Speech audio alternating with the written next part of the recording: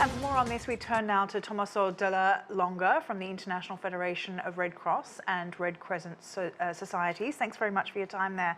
Now, we're getting reports, as we heard from Alex then in Marrakesh. He talked a little bit about the regional areas, the trouble in which people are trying to get access to these rural areas. Where is your team located and where are they able to access? Yeah, first of all, thanks for having me. Well, actually, we have these are common challenges for all the search and rescue operation and for all the teams that are on the ground. Our teams, the team of the Morocco Crescent, are since the beginning working with local and national authority in the Marrakesh area, but also in the different provinces hit by the earthquake. And as your reporter correctly said, of course, there is a logistic issue, an infrastructure issue, and an access issue in many of the areas, in the rural areas and in the mountains.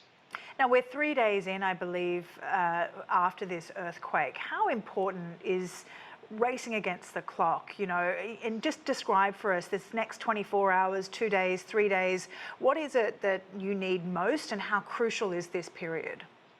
Well, it's still critical. The critical priority is still saving lives. So we know that this window, unfortunately, will be closed soon, even if there are some stories in the past by experience of people alive also after a week. But then the first 3-4 days are really critical for that window. So saving lives, search and rescue operation, trying to access as much as possible, even the most remote areas. But then in parallel, we need also to make sure that the survivals are in safe place. So they are not, for instance, nearby damaged building, because if the aftershock happen, of course, they will put in danger of life again. And again, also planning next steps, because this emergency response is not a sprint, it's a marathon, and it will take weeks and months to recover. So then we need to make sure the next steps are planned accordingly.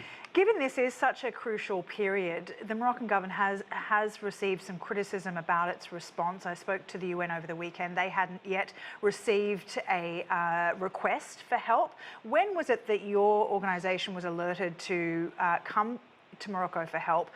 And given that Morocco has only asked or accepted aid from 4 countries, even though more are offering help, do you think that this is enough? Is the Moroccan government doing enough in this such desperate period? Well, actually, as in every emergency response, we work typically through our Red Cross or Crescent National Society. So in this case, to the Morocco Red Crescent.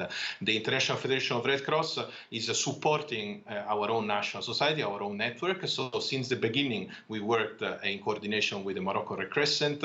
We released a $1 million emergency fund, not even 24 hours after the earthquake. So we really wanted to support their own operation in the first moments, and now we are planning to scale up our support, both in terms of funds, but also in technical, in the technical side. Now, so this is how we work, and all our across the Crescent network, meaning the European National Society, Africans, Middle Easterns, and so on, are ready to support. For the rest, of course, I'm not there, and the government is responsible for the response for the emergency operation.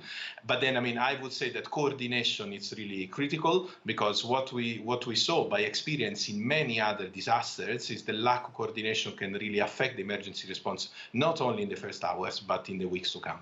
I remember from the Turkish earthquake, you know, in that first few days, it was a very vulnerable period. A lot of people didn't want to return to their homes. What is the situation like in terms of shelter? Where are people being sheltered now? And what kind of conditions are we looking at for the next weeks, months, years ahead in terms of housing? Well, for sure, shelter, temporary housing shelter is a priority at the moment, but it will be a priority for the weeks and months to come, as you correctly said. At the moment, we saw some makeshift shelter, some tents that were brought by the National Emergency Response of the Moroccan authorities. We are also working as a matter of priority in the next coming days on shelter, and we hope to scale up our operation also on that side. The reality is, again, that we saw a great wave of solidarity, exactly as you correctly pointed out, on Turkey and Syria earthquake more than 6 months ago. But then this solidarity and this support needs to be there for the months and years to come. We can easily, unfortunately, say that this emergency response will last, and Moroccan people will need a long-lasting solution and long-lasting solidarity and support in the future. All right, Tommaso, thank you very much for your time.